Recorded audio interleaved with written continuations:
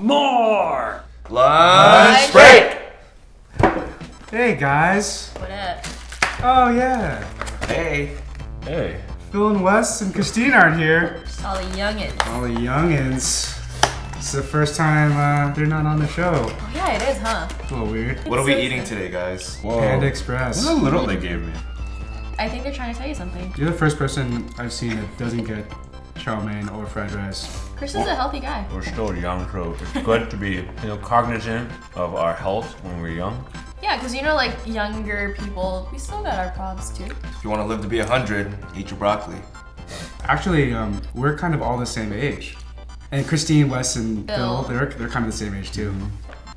Are you the youngest? Yeah, I'm the youngest. But we're all babies, Yeah, We're all in our... early mid-20s. which is still young, okay? I know a lot of you guys are like, oh my god, that's so old. This is technically the post-grad life that we're living. We're technically about to hit our quarter-life crisis. That is only if we live to 100, though. Yeah, technically. Way to be optimistic. That's a real thing. Yeah, it actually is, I think. Yeah. I just didn't know it was called Quarterlife Crisis. Okay, first of all, what is a quarter-life crisis? So everybody knows what a midlife crisis is, when you're like around 40 to 50 and then, you see like your dads go out and buy like a Corvette or something like that. Your life starts to plateau, or Yeah. you kind of need a sense of like a change in direction, or maybe you need to reflect on, what has happened, and like, is it the best thing for you where it is that you're trying to head towards? It's kind of like you just got over the hump. It's like almost the first point of reflection. I just finished my development years, the years where I was supposed to learn everything. We were actually having a talk with Phil the other day, and he has like a really interesting theory about this. There are only an X amount of years that you're coherent and aware of what's going on. So he doesn't really count ages 1 through 10 because you don't remember anything. You're not emotionally mature enough to comprehend things until you're about 16. So you shouldn't have to feel as much pressure. So we technically should not be drinking and driving. And that means Phil's a little bit of a late bloomer then. Because he's still not fully conscious and aware of his emotions. He just kidding. It's an theory. interesting metaphor and Yeah.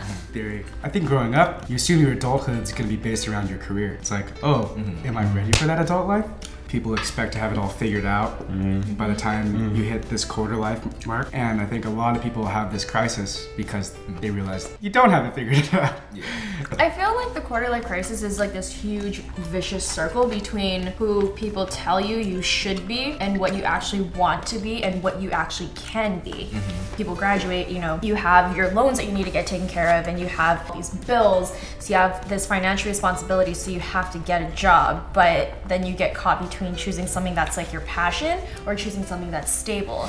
And I think that's really interesting about our generation is that we have these options. Right. So it's different from the 40s and 50s where, college wasn't as available to people. So normally after high school, they would just go straight to the workforce.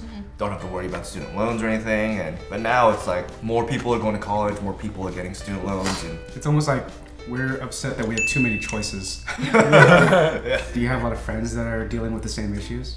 Going through these problems? Having quarter-life crises? Well, they took a different path of quarter-life crisis. So I think their quarter-life crisis is they feel like they need to have as much fun as they can while they can before the responsibilities increase.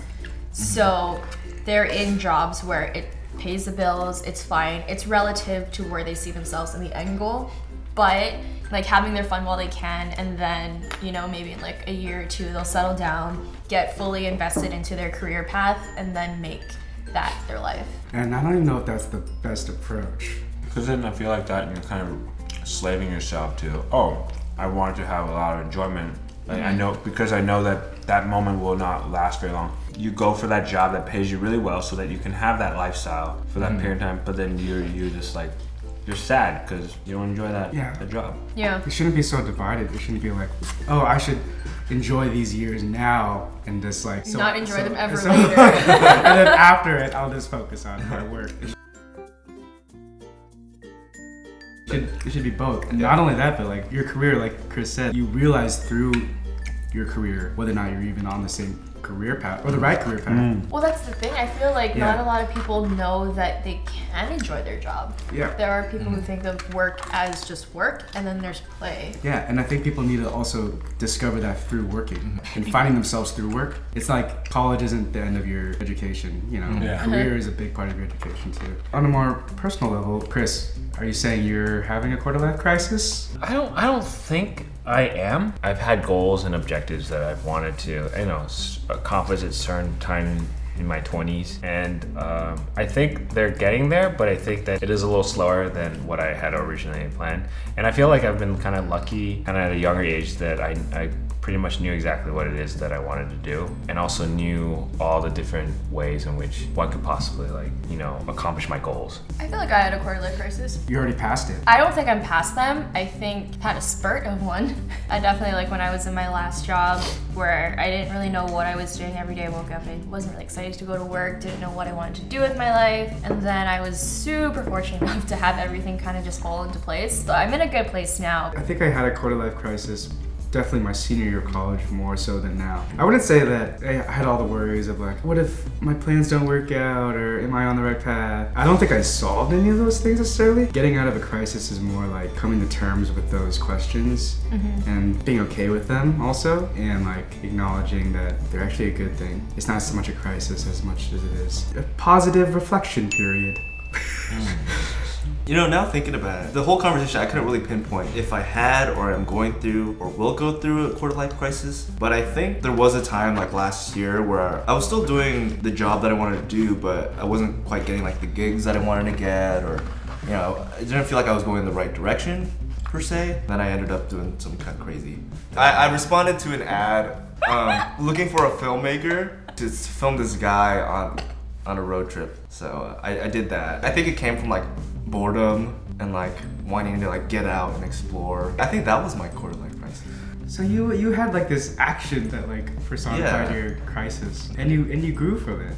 I did. That's cool. Yeah. The quarter-life crisis was more based on the fact that like, oh, by this age, I should have it all figured out, and I should be happy. And then coming out of that is more realizing that you're never gonna have it figured out, even after the crisis. You never should have anything figured out. Yeah, and that's like a big lesson to learn.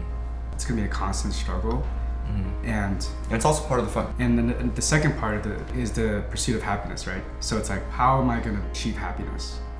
And then when realizing that it's always gonna be a struggle, if you're not, then you just make little adjustments in your life to find it. I wish there were more divisions, more milestones. I mean, there's a saying in Chinese that the word crisis, one character means danger, and then the other means opportunity. And every time you hit these roadblocks or these obstacles, it's also important to see that there's opportunity to grow and opportunity to discover new things. Comment below if you have a quarter-life crisis. Yeah. Or 2/3. Or Or an 2/3. eighth. Or an 8th or Or an 16th. And know that you're not alone. It Know that you're happens not to alone. everyone, and it's perfectly normal, it's perfectly fine. So be sure to subscribe to More Wong Fu. We have lunch breaks every Thursday. Yeah, we do. Yeah. See you next week. Maybe Bye. with Phil and Wes, okay? There we go. Nah, maybe I know you not. missed them. All right, bye guys. Bye. Bye.